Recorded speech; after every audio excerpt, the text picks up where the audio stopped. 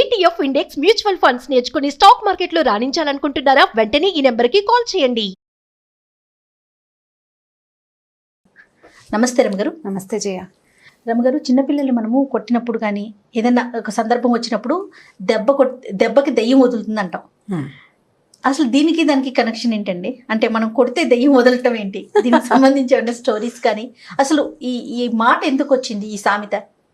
బోల్డ్ అంత కథ ఉంది దానికి. ఓ, అయితే దెబ్బకి దయ్యమే కాదు, దెబ్బకి దేవుళ్ళు కూడా బెదురుతారు. అవునారు. మరి పిల్లలకి ఒక దెబ్బ ఇస్తే ఇప్పుడు మామూలుగా అరిచేసి చచ్చిపోతాం, ఎంతసేపు అరిచిన వినరు. ఒక చెంపకాయ పడేసరికి పెద్ద రాగం తీసి మళ్ళీ కొడుతుందేమోనని రాగాన్ని మింగేస్తారు పిల్లలు సాధారణంగా. కాకపోతే పదే పదే కొడుతున్నాం అనుకో, దెబ్బకి ఏమి భయం ఉండదు. రేర్గా పడే ఒక దెబ్బ భయపెడుతుంది. కానీ చిట్టి పొట్టి దెబ్బలేస్తారు జయ. ఏమిటో ప్రతిసారి చెప్పాలనుకుంటా, ఈ వాక్యం చెప్పేసేయాలి ఇప్పుడు. చెప్పండి. చిట్టి పొట్టి దెబ్బలేస్తే పిల్లలు చిక్కిపోతారు. ఇప్పుడు అటెళ్తూ ఇటెళ్తూ ఒక దెబ్బ అలా కొట్టకూడదు. చిన్న చిన్న దెబ్బలతోటి పిల్లలు సన్నబడిపోతారు. ఎందుకు రమ్మగారు? అది అట్లా అంటారు, చిట్టి పొట్టి పెద్దవాళ్ళు చెప్తారు. నిజమే ఆ మాట.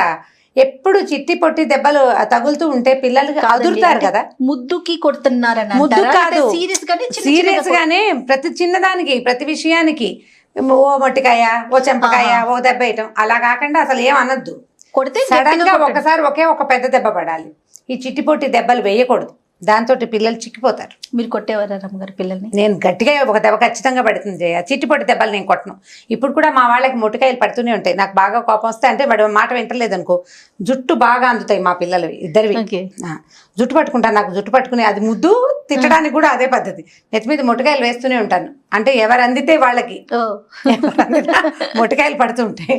కాకపోతే ఈ మొట్టికాయలు వేయటం అంటే గట్టిగా కొట్టడం ఒక పద్ధతి. మనం చిన్న చిన్న దెబ్బలు కొట్టకూడదు పిల్లల్ని. కొడితే ఒకటే పెద్ద దెబ్బ. వాడికి ఆ దెబ్బ బెదురు ఉండాలి పిల్లలకి. కొడుతుందేమో అమ్మ అన్న భయం ఉండాలంట. కొడుతుంది, అంతేగాని ఎంతసేపు కొడుతుంది, అంతకంటే ఏం చేస్తుంది, దీనికి అంతకంటే ఇంకేవి రాదనిపించేస్తుంది. అలా చేయకూడదు. ఎప్పుడో 10 రోజులకు 15 రోజులకు ఒక చెంపకాయ పడితే భయం ఉంటుంది. 10 రోజులకు ఒకసారి ఏమిటి నెలకోసారి కొడతావా? 10 రోజులకు ఒకసారి కొట్టకూడదా? నెలకు ఒకసారా?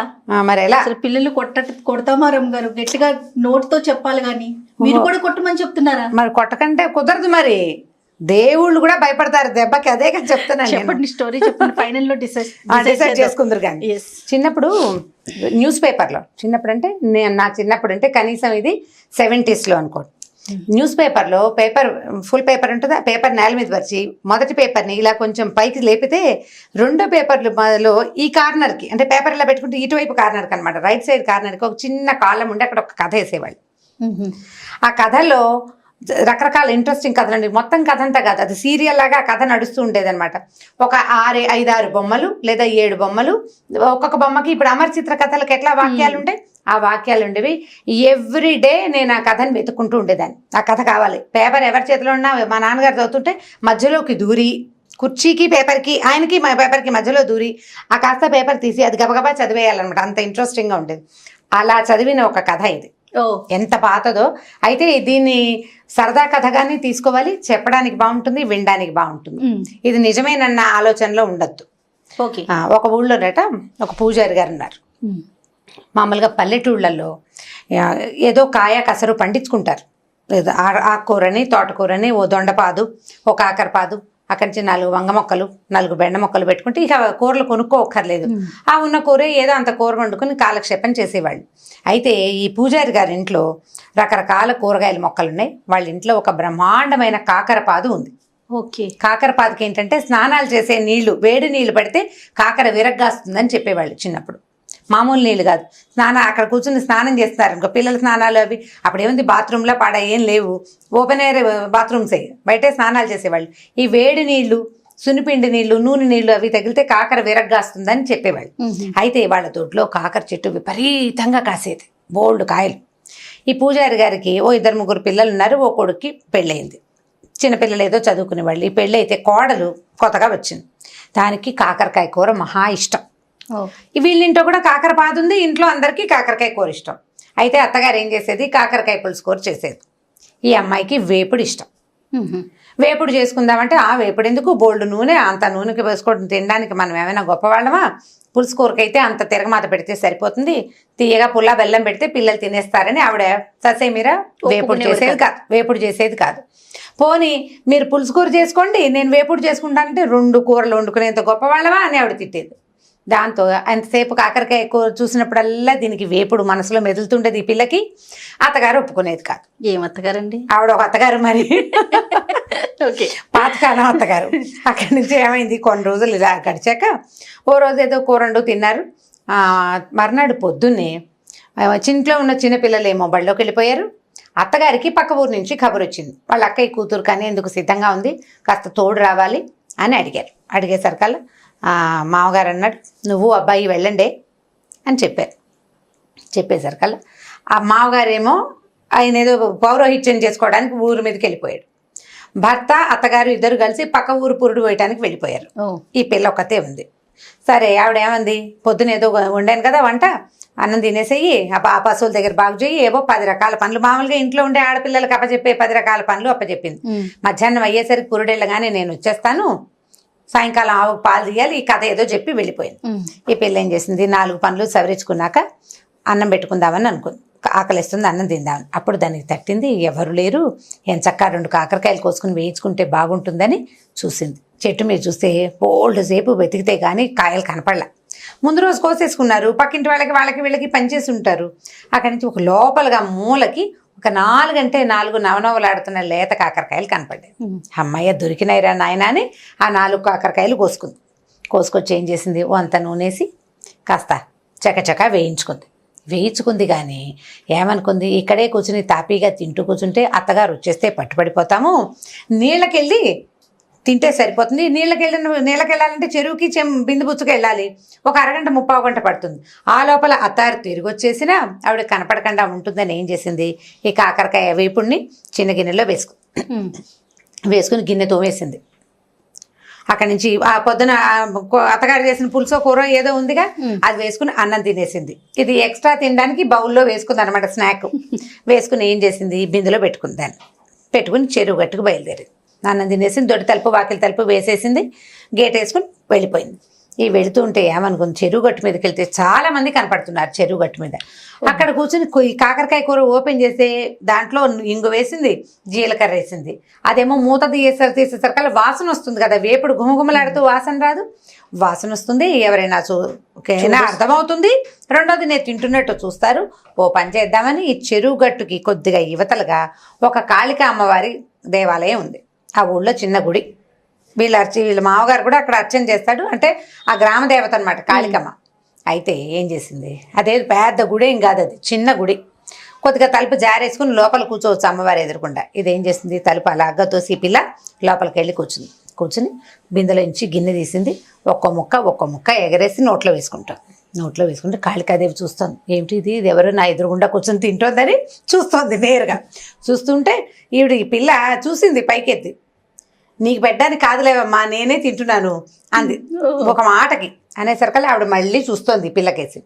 ఇది తింటుంటే నీకు డ్రైగా ఉన్న ముక్కలు తినేసరికి మనకేమవుతుంది, గొట్టొచ్చి ఎక్కిళ్ళు వస్తుంది. అటు ఇటు చూసేసరికల్లా ఏమైంది, కూరలో నూనె తక్కువైంది, నూనె తక్కువగా ఉంది, అందుకే గొట్టొస్తుందని దీపారాధన పెడతారు కదా, ఆ దీపారాధన నువ్వుల నూనెని కొద్దిగా అలాగా ఒక చెంచాడు కూరలోకి పడేలాగా వంచి దీపారాధన అక్కడ పెట్టింది. కూర ముక్కలు కదిపింది ఇట్లా చిన్న గిన్నెని. ఆ గిన్నె కదిపి ఏం చేసింది, మళ్ళీ 4 ముక్కలు నోట్లో వేసుకుంది. ఈసారి నూనె కూడా తగిలేసరికల్లా సర్రమంది దాహంగా అనిపించేసింది, దానికి లోపల కారం వచ్చేసింది. ఏం చేసింది, అమ్మవారికి పొద్దున్న అర్చన కోసం పెట్టుకుంటా నీళ్లు ఉంటాయి కదా, ఆ నీళ్ళగా చెంబెత్తుకుని నీళ్లు తాగింది. ఆవిడ అదే పనిగా చూస్తూ పోస్తుంది. ఇందుంపదేగా గుళ్ళోకి వచ్చి ఎంగిలి వండిన పదార్థం పోనీ నాకు నైవేద్యమన్నా కాదు, తినేస్తూ నా దీపారాధనలో నూనె పోసుకుంది, నా నీళ్ళే తాగేస్తోంది, గుడంతా ఎంగిలి చేస్తుంది నా అని ఇలా ముక్కు మీద వేలేసుకుంది అమ్మవారు కాళికాదేవి. ఈ పిల్ల తినేసింది, దానికి ఇక తిండి గోలే కానీ ఈ అమ్మవారి గోల లేదు. తినేసి కబకబా లేచి బయటకు వెళ్ళిపోయింది, తలుపు దగ్గరగా వేసి. అమ్మవారిని నాకు చూడలేదు, ఆ పిల్ల చూసుకోవాలి, ఆ కోడలు వెళ్ళిపోయింది. చెరువులోకి వెళ్ళింది, కామ్గా ఈ గిన్నె గడిగేసేసింది, మూత తుడుచుకుంది. కాసిన మా చెరువు నీళ్ళు ఒకటి దాగి ఓ బిందె నీళ్లు ముంచుకుని లాలా అని పాట పాడుకుంటూ ఇంటికి చేరిపోయింది. చేరిన తర్వాత ఏమైంది, మీది మధ్యాహ్నం కదా, 12 గంటలకో 11:30కో సాయంకాలం అయింది. సాయంకాలం దీపారాధన చేయడానికి అర్చకుడు గుళ్ళోకి వెళ్ళేసరికల్లా అమ్మవారి ఇట్లా ముక్కు మీద వేలేసుకుని కనపడుతుంది. అయ్యోరా మా కాళికాదేవి ముక్కు మీద వేలేసుకుంది, ఏదో అపరాధం జరిగింది ఊళ్ళో అని గోల మొదలైంది. వీళ్ళ ఇంటి దాకా రాలేదు, ఊరంతా తెలిసింది. ఆ రోజులు ఏంటంటే పెందరాళ్ళే పడుకునేవాళ్ళు కదా, వాళ్ళల్లో వాళ్ళు చెప్పుకున్నారు, రేపు పొద్దున్నే చూడాలనుకున్నారు. తెల్లవారేసరికల్లా ఊరంతా పొక్కిపోయింది. అమ్మవారు ముక్కు మీద వేలేసుకుంది కాబట్టి ఇప్పుడు జాతర జరిపించి అక్కడ ఒక ఉంటాడు, మరిడయ్య అని ఒక ఆయన ఉంటాడు, లేదా గురవయ్య అని ఉంటాడు. ఆ గురవయ్య ఒంటి మీదకి వచ్చి ఏం జరిగిందో చెప్తుంది అమ్మవారు. ఈ అమ్మాయి అనుకుంది కొంప మునిగిపోయింది, నిన్న నేను కాకరకాయ కూర తింటాను చూసిందో ఏమిటో, అందుకే ముక్కు మీద వేలేసుకుంది. ఇప్పుడు గురవయ్య ఒంటి మీదకి వచ్చింది అనుకో అమ్మవారు, నిజం చెప్పి ఫలానా పిల్ల ఫలానా పూజారి గారి కోడలు కాకరకాయ తిన్నది, ఎంగిల్ చేసింది, నీళ్ళు తాగింది, దీపారాధన నూనెంతా వాడేసింది అని చెప్పేస్తే ముందు ఊళ్ళో పరుగు పోవటం పక్కన పెట్టి కాకరకాయ కూర వండుకు తిన్నందుకు అత్తగారు ఏమంటుందో అని భయపడి ఈ పిల్ల ఏం చేసింది, గబగబా బిందుచ్చుకుని మంచినీళ్ళకి వెళ్తున్నానని చెప్పి గుళ్ళోకి వచ్చింది. గుడి దగ్గర జనం అంతా చేరేసరికి ఈ పిల్లంది అందరూ తలా ఒకటి వచ్చి దండాలు పెట్టుకుంటున్నారు. మా అమ్మ మా తల్లి మేకనిస్తాం, గొర్రెనిస్తాం, కోడినిస్తాం, ఏం జరిగింది ఏమిటో చెప్పు, నువ్వు ప్రశాంతంగా ఉండు, నువ్వు ముక్కు మీద వేలు తీసేయి మా అమ్మ అంటే ఏమీ లేదు, ఆవిడ అలాగే కళ్ళు పెద్దవి చేసి చూస్తుంది, ముక్కు మీద వేలు మాత్రం అలాగే ఉంది. సరే వీళ్ళు ఏమనుకున్నారు, ఎవరందరూ తలా ఒక మొక్కు చెప్పండి రా, ఏ మొక్కుకైనా అమ్మవారికి నచ్చితే వేలు తీసేస్తుంది అన్నారు. ఎవరేం చెప్పినా ఆవిడ కదలటలా అటగే పెట్టుకుంది ముక్కు మీద వేలు. ఈ అమ్మాయి ఏం చేస్తుంది, నేను కూడా చెప్తా అంటే వీళ్ళు ఏమనుకున్నారు, బ్రాహ్మర్లు పూజారి గారి కోడలు బాగా మాటకారి చక్కగా చురుగ్గా ఉంటుంది, ఇదేదో చెప్తుందంటే మీరందరూ బయటికి వెళ్ళిపోండి, నేను అమ్మవారితో మాట్లాడతానంది. వెళ్ళి నుంచుంది ఎదురుకుండా. ఏమమ్మా, నేను కాకరకాయ కూర తింటే మాత్రం నువ్వు ముక్కు మీద వేలేసుకుంటావా? ఇప్పుడు వాడు ఎవడికో ఒంటి మీదకి వచ్చి చెబితే మా అత్త నన్ను బతకనిస్తుందా? నీ సొమ్మేం పోయింది? నువ్వు హాయిగానే ఉన్నావు, అత్తలేదు, ఆడపడిచిపోరలేదు, నీకు అత్తగారు ఉంటే తెలిసేది. ముక్కు మీద వేలంది. ముక్కు మీద వేలు తీసేయి. ఇప్పుడు నువ్వు చెప్పావో గురవయ్య ఒంటి మీదకి వచ్చి నువ్వు చెప్పావా, నేను చచ్చానే, మా అత్తగారు నన్ను బతకనివ్వదు, నీకు అత్త లేదు, ఆడపడుచు లేదు, నీకు ఎలా తెలుస్తుంది నా నొప్పి? నీకు కూడా ఒక కూర అంటే ఇష్టమయ్యి వాళ్ళు వండుకొని ఇవ్వకుండా చేస్తే అప్పుడు కదా నీకు తెలిసేది నొప్పి. ముక్కు మీద వేలు నువ్వు అనేసరికల్లా ఆవిడ అలాగే చూస్తుంది, ముక్కు మీద వేలు తీల. ఇక ఈ పిల్ల కేకలేసింది, చెప్పింది, ఏం చెప్పినా ఆవిడ మాత్రం కళ్ళు అలాగే ఉనిమి చూస్తుంది, ముక్కు మీద వేలు మాత్రం తీట్లా. పిల్ల కొళ్ళు మండిపోయింది. ఏంటి నువ్వు, నీ గద్దరితనం ఏమిటమ్మా, నాకు అర్థం కాదు, నేను కూర వండుకు తింటాను తప్పైతే నువ్వు ముక్కు మీద వేలేసుకోవడం కూడా తప్పే. పాపం పిల్ల పుట్టింట్లో చక్కగా వేయించుకు తినేది, ఇక్కడ పులుసు కూర తినాల్సి వస్తుంది అన్న ఆలోచన లేదు చూడు, నువ్వేం తల్లివి, ఉండు నీ సంగతి చెప్తానని బిందె పట్టుకెళ్ళింది కదా, బిందెలో ఒక గుండ్రాయి పట్టుకెళ్ళింది, ఇంట్లో ఇచ్చి ఆ గుండ్రాయి ఇచ్చింది. వేలు తీస్తావా, ముక్కు పచ్చడి చేయమన్నావా, తీ ముందు అనగానే ఆవిడేమనుకున్నా, దిందు పదగా ఇది అంత పని ఇంత పని చేస్తుంది, ఎందుకంటే అది చేసిన పనే అలాంటిది. పైగా ఇందరు మనుషులు ఉంటే వాళ్ళందరినీ బయట నుంచోబెట్టి ఇలా పోట్లాడుతుందంటే ఇది ఆ పనైనా చేస్తుందని ముక్కు మీద వేలు తీసేసింది కామ్గా ఆవిడ. దీంతో పెట్టుకోకూడదు, సరేలే అత్తగారు పాపం కూర తినివ్వట్లేదు, ఏదో చేసుకుంది, దాని మాట కరెక్టే కదా అని ఆలోచించుకుని కాళికాదేవి ముక్కు మీద వేలు తీసి కామ్గా చేయి కిందకి పెట్టుకుంది. ఈవిడ అమ్మ ఏం చేసింది, తీసేసిందని అందరికీ చెప్పింది. అందరూ వచ్చి చూశారు.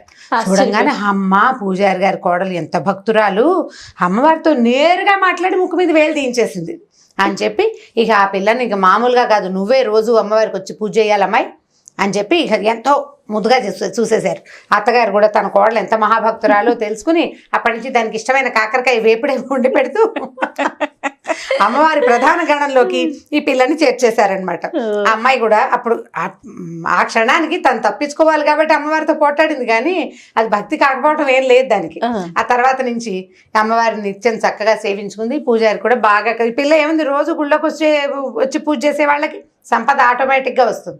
తర్వాత వాళ్ళ కుటుంబం బాగుపడింది. కాకరకాయ ముక్కల ద్వారా ఈ పని చేసింది అనమాట. ఆవిడకి భయం వేసింది కదా, దెబ్బ అంటే దెబ్బ దేవుడికి కూడా గురువే. ఎప్పుడు మనం మామూలుగా తెలుగులో చెప్తారు, సామెతలు చెప్పుకుంటామా, సంస్కృత సామెతలు కూడా కొన్ని మనం చెప్తాం. దండం దశగుణం భవేత్ అని. దండం అంటే ఒక దెబ్బ 10 రకాలుగా పనిచేస్తుంది. ఈ మధ్య వాట్సాప్లో ఎవరో ఒక వీడియో పెట్టారు, వాట్సాప్లో కాదనుకుంటా ఫేస్బుక్లో.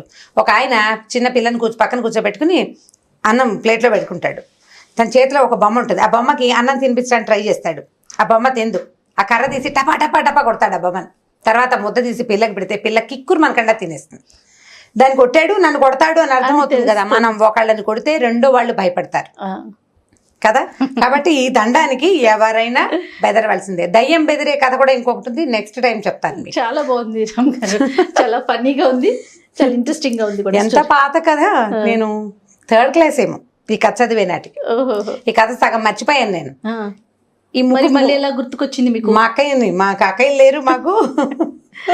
రన్నింగ్ లైబ్రరీస్, వాకింగ్ లైబ్రరీస్ ఉన్నాయి మా దగ్గర. ఓకే. నేను మా అక్కయ్య ఏమిటంటే మా అక్కయ్యకి బాగా గుర్తులేదు, ఇద్దరం కలిసి 4-5 సార్లు చెప్పుకున్నాక ఇంకా స్ట్రైక్ అయిందనమాట. దీన్ని వంకాయ కూర అని చెప్పే ఊళ్ళలో, కొన్ని ఊళ్ళలో వంకాయ కూరగా కూడా చెప్తారు. ఆ పేపర్లో వచ్చింది మాత్రం కాకరకాయ వేపుడే అనమాట. కాకరకాయ వేపుడు. సూపర్. చాలా బాగుంది రమ్య గారు. ఇంకొక వీడియోతో మళ్ళీ కలుద్దాం. తప్పకుండా. నమస్తే.